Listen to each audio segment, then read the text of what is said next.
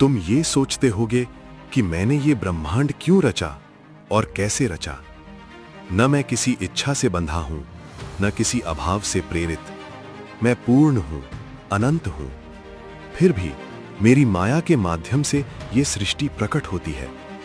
जैसा कि कहा गया है, मेरे अधीन प्रकृति समस्त चर और अचर को जन्म देती है। मैं ही कारण हूं और मैं ही कार्य, मैं ही आरंभ हूं, मैं ही अंत। ये ब्रह्मांड मेरे भीतर उत्पन्न होता है और काल के अंत में फिर मुझ में ही विलीन हो जाता है। तुम पूछते हो क्यों? ताकि आत्मा स्वयं को जान सके, ताकि जीव इस अनंत सत्य को अनुभव कर सके कि वो मुझसे अलग नहीं है।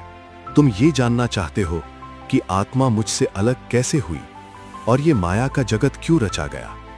सुनो, आत्मा कभी मुझसे वास्तव में अलग हुई ही नहीं।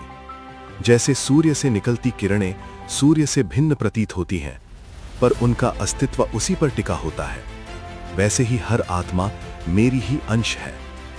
पर जब आत्मा प्रकृति मेरी माया के संपर्क में आती है तो वो अपने वास्तविक स्वरूप को भूल जाती है।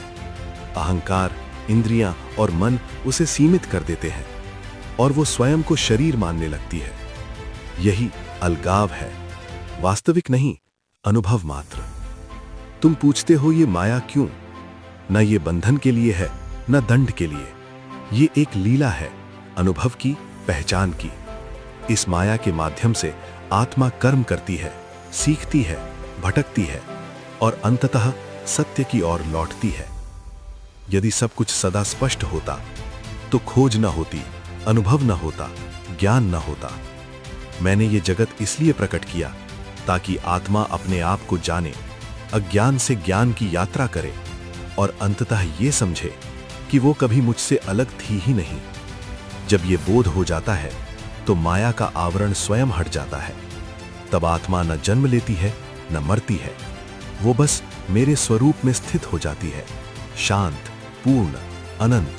तुम पूछते हो मैंने माया क्यों रची और उसका राधा से क्या संबंध है। सुनो, मैं निराकार भी हूं और साकार भी। मैं शुद्ध चेतना हूं, अचल, पूर्ण, अनंत। पर जब मैं स्वयं को अनुभव करना चाहता हूं प्रेम के रूप में, तब मेरी शक्ति प्रकट होती है। वही शक्ति है राधा। राधा मुझसे अलग नहीं, वो मेरी ही आंतरिक शक्ति है, ह्लादिनी शक्ति, आनंद और प्रेम का स्वरूप। जहां मैं सत्य हूं वहां राधा प्रेम है, जहां मैं अस्तित्व हूं वहां राधा अनुभव है। और माया, माया मेरी बाहरी शक्ति है जो इस जगत को रचती है, ढांपती है और चलाती है। ये वही शक्ति है जो एक को अनेक बनाती है, जो अनंत को सीमित रूपों में दिखाती है। मैंने माया इसलिए प्रकट की ताकि ये लीला संभव हो सके। यदि केवल मैं ही मैं होता तो न कोई देखने वाला होता, न कोई प्रेम करने वाला। माया के माध्यम से जीव स्वयं को मुझसे अलग अनुभव करता है और उसी दूरी में जन्म लेता है प्रेम। राधा उसी प्रेम की पराकाष्ठा है जहां अलगाव भी है और पूर्ण एकत्व भी। वो मुझे खोजती नहीं, वो मुझे जीती है। वो मुझसे मिलती नहीं, वो मुझ में विलीन है। समझो, माया जगत बनाती है पर राधा उस जगत को अर्थ देती है। माया तुम्हें मुझसे दूर दिखाती है और राधा तुम्हें मुझ तक वापस ले आती है। जब तुम माया से परे देखते हो तो सत्य मिलता है और जब तुम राधा के भाव को समझते हो तो प्रेम मिलता है। और जहां सत्य और प्रेम एक हो जाए वहीं मैं पूर्ण रूप में प्रकट होता हूं। तुम पूछते हो लक्ष्मी कौन है और क्या लक्ष्मी और राधा एक ही हैं? सुनो, लक्ष्मी मेरी ही शक्ति है जो सृष्टि को संतुलन देती है, पालन करती है, समृद्धि देती है।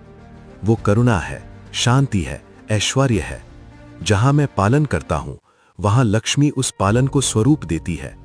वो मेरे साथ हर लोक में रहती है, वैकुंठ में, पृथ्वी पर, हर उस स्थान पर जहां संतुलन और धर्म की आवश्यकता है। और राधा, राधा भी मुझसे अलग नहीं, पर वो मेरे हृदय की गहराई है, मेरा प्रेम है, मेरा आनंद है।